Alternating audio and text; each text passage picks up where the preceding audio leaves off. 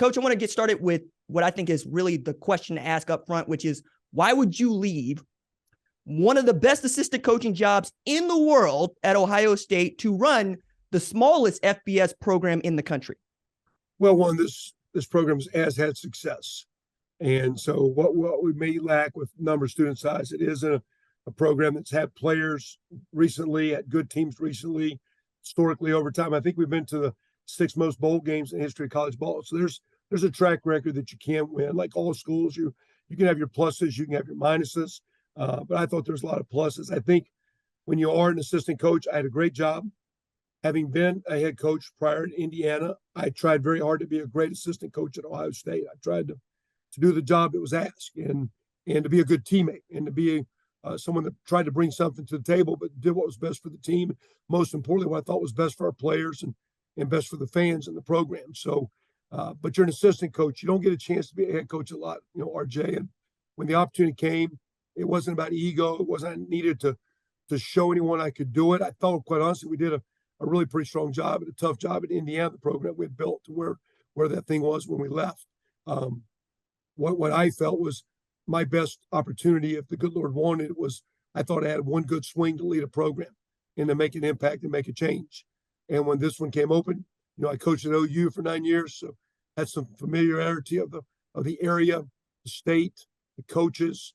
I seemed like a good fit. Fortunately, Rick Dixon, our AD, felt the same way. So I'm honored to be here.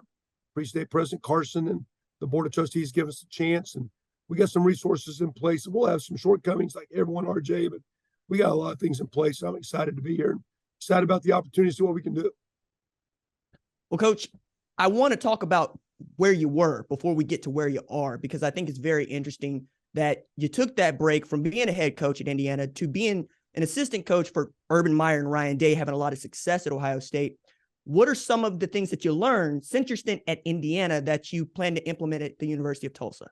Well, very fortunate as an assistant coach. My first mentor truly was Randy Walker, the late coach at Northwestern in the early 2000s. Because we were on the same team 18 out of 21 seasons as a player, GA, and for 12 years, I called plays for the guys. And I was calling plays, and Sean Payton was our quarterback coach.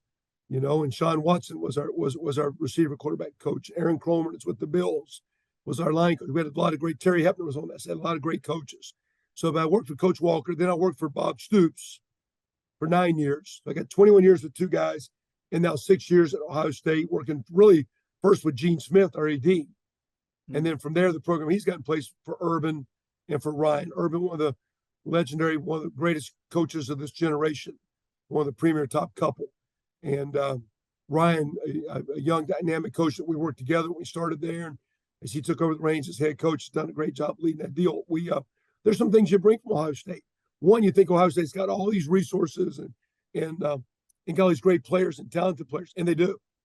But it was the best place I'd ever been, with everyone working to do what was best for the players, because there were we just had today a weekly meeting with everyone that impacts our players to talk about our players, whether it be sports medicine, nutrition, equipment room, weight room, academic services. Everyone's sitting reading real quick. Hey, how's RJ doing? How's he doing? Class, weight room, what's his body weight? Everybody cool? Hey, RJ's great. Let's move on.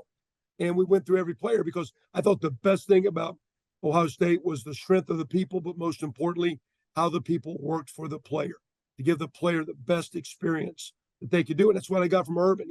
You're able to attract great staff. Now, what I'm trying to do is I got a combination of RJ of some old guys and young guys, but without being a guy that has all the answers. I'm trying to coach the staff and get them to start thinking outside the box of drills and things they ought to do, and better ways of teaching, better ways of connecting with our players. In this day and age, with the transfer portal, NIL, you better connect with your players, and you better find a way to build a relate and not just be their buddy.